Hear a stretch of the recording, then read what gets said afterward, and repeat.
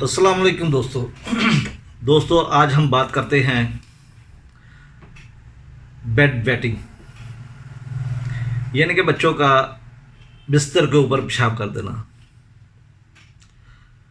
दोस्तों असल में ये एक नफ्सियाती बीमारी होती है और ख़ास तौर पर जब से छोटे बच्चों को पैम्पर लगाना शुरू किए हैं कि जब भी बच्चे को यूरिन की हाजत होती है वो पैम्पर में ही पेशाब बहाना कर देता है,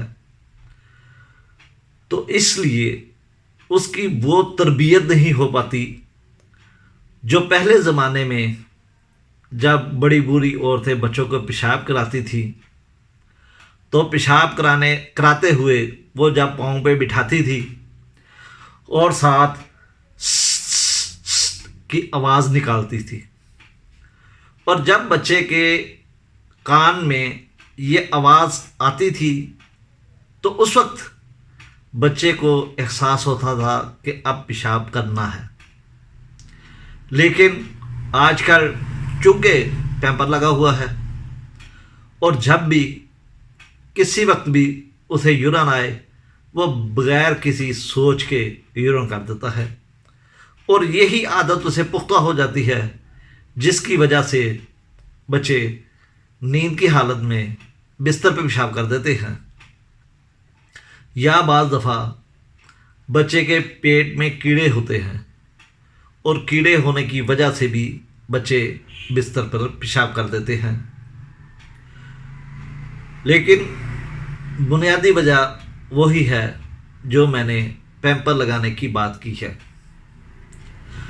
लेकिन आखिरकार इसका कोई इलाज तो होना चाहिए ताकि हम इन बच्चों को एक सेहतमंद ज़िंदगी गुजारने के लिए कोई दुआ कोई इलाज मुआवजा करें। तो इसमें होम्योपैथी की चंद दुआएं हैं जो बहुत अच्छा रिज़ल्ट देती हैं। सबसे पहले एसिड बेंस। दोस्तों एसिड बेंस एक ऐसी दुआ है जिसमें पेशाब इंतहाई बदबूदार होता है, हत्ता कि पेशाब जब कपड़े पे लगता है तो उस दाग को धोया नहीं जा सकता, आसानी से साफ नहीं होता, और ये नींद की हालत में बच्चे पेशाब कर देते हैं। और ये एक ऐसी दुआ है, आम हालात में भी एसिड बेंस में पेशाब की ज़्यादती होती है, लेकिन अगर बच्चा पेशाब कर रहा हो बिस्तर पे तो आप उसे एसिड बेंस 30 की एक डोज देकर या वक्फे के बाद चंद डोजें देकर आप उसे ठीक कर सकते हैं। दोस्तों दूसरी दुआ है बेलाडोना। बेलाडोना भी एक ऐसी दुआ है कि ये भी बच्चा रात को नींद में यूरिन कर देता है, पेशाब कर देता है। ऐसे बच्चे असाबी तौर पर तनाव का शिकार होते हैं, गुस्से वाले होते हैं, मारना काटना, ठीक है, जो कि बुनियादी तौर पर बेलाडोना की अलामात हैं। इनका सर गर्म होगा, पाँव इनके ठंडे होंगे। तो अगर ऐसी अलामात आपको मिलें तो आप बेलाडोना देकर ऐसे बच्चों को ठीक कर सकते हैं। इसके अलावा एक दुआ है कास्टिकम। कास्टिकम असल में बेसिकली फालिज की दुआ है। ये मसाने की कमज़ोरी पैदा करती है, और मसाने की कमज़ोरी होने के बाद बच्चे को ये एहसास ही नहीं होता कि बच्चा बिस्तर पे पेशाब कर देता है। इसके अलावा और ये आम तौर पर जैसे ही सोता है फ़ौरन पेशाब कर देता है, यानी कि पहली नींद में ये बच्चा पेशाब करता है। और ख़ास तौर पर जब मौसम बिल्कुल साफ़ होता है, खुश्क होता है, तो ये बच्चे ज़्यादातर पेशाब करते हैं। इसके बाद सीपिया ख़ास तौर पर लड़कियों के लिए एक अच्छी दुआ है जो कि पहली नींद में ये पेशाब करती हैं और पतली, तंग, स्लिम, स्मार्ट और गुस्से वाली होती है। انہیں گھر کے معاملات میں والدین سے یا جو گھر کے افراد ہیں ان سے پیار وغیرہ نہیں ہوتا، یہ غصے سے بری ہوتی ہیں، تھکی ہوتی ہیں، اور یہ بستر پہ پہلی نیند میں ہی پیشاب کر دیتی ہے۔ اس کے بعد دعا آتی ہے کلکیریا کارب۔ دوستوں، کلکیریا کارب کا مریض موٹا ہوتا ہے، اسے پسینہ زیادہ آتا ہے، ایک پلپلا ہوتا ہے، اور یہ بچے بھی بستر پہ رات کو پیشاب کر دیتے ہیں اور ان کو پسینہ زیادہ آتا ہے۔ یہ ذہنی اور جسمانی طور پر تھکاوٹ کا شکار ہوتے ہیں، ڈلنس کا شکار ہوتے ہیں، تو ان کے پاؤں بھی پسینہ آتا ہے، پاؤں اکثر ٹھنڈے رہتے ہیں۔ تو آپ کلکیریا کارب دے کر ایسے مریضوں کو شفا یاب کر سکتے ہیں۔ اگر اس کے بعد ہم بات کرتے ہیں ٹیوبرکلینیم۔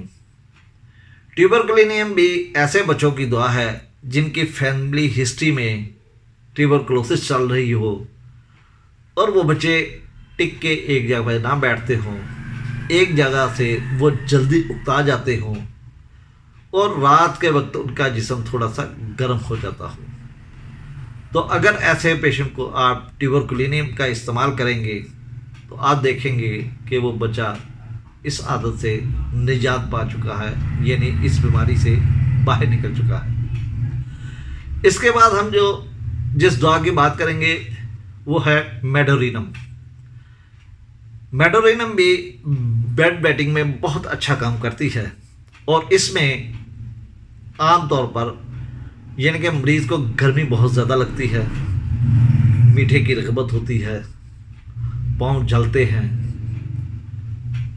اور عام طور پر انہیں رات کو پیشاب کی زیادہ حاجت ہوتی ہے۔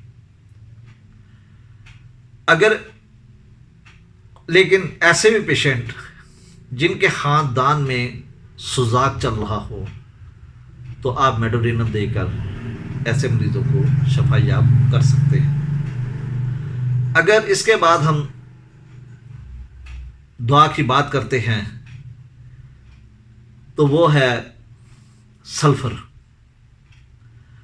سلفر میں بھی مریض رات کو بستر پہ پیشاب کر دیتا ہے، اسے بھوک بہت زیادہ لگتی ہے، لیکن جسم سلم سمارٹ ہوتا ہے، اس کے ہاتھ پاؤں جلتے ہیں، میٹھا کھانے کی رغبت ہوتی ہے، اور انہیں بھوک برداشت نہیں ہوتی، نہانا پسند نہیں کرتے، اگر نہاتے بھی ہیں تو ان کے جسم کی صفائی نہیں ہوتی۔ تو ایسے مریضوں کو اگر آپ سلفر کا استعمال کریں گے تو یقیناً وہ مریض شفا یاب ہو جائیں گے۔ دوستو، ایسے ہی ایک دعا ہے کریوزوٹ۔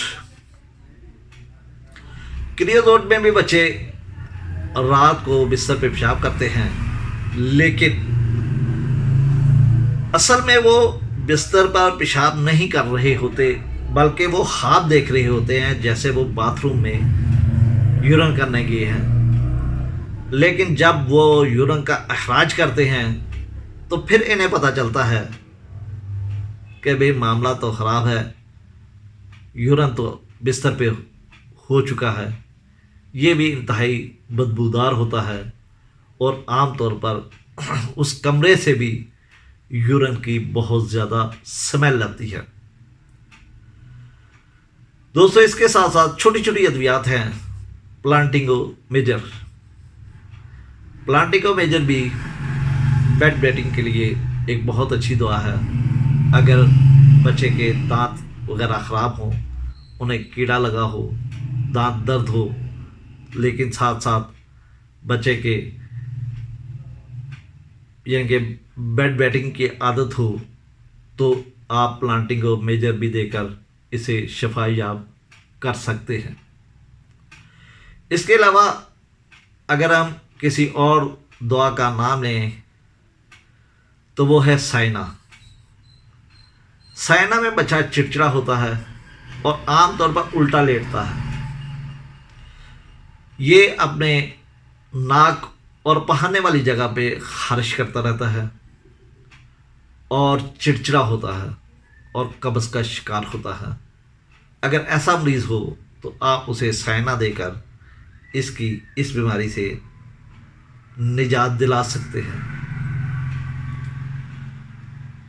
इसके अलावा अगर आप बच्चे को रात को सोते वक्त माया हालत में चीज़ें, दूध वगैरह, पानी वगैरह का इस्तेमाल कम करें, या ये छोटी उंगली के दरमियान वाला पोटा अगर आप इसे 1 मिनट के लिए सुबह, दोपहर, शाम दबाते हैं तो फिर भी बच्चे को ये आदत ख़त्म हो जाती है।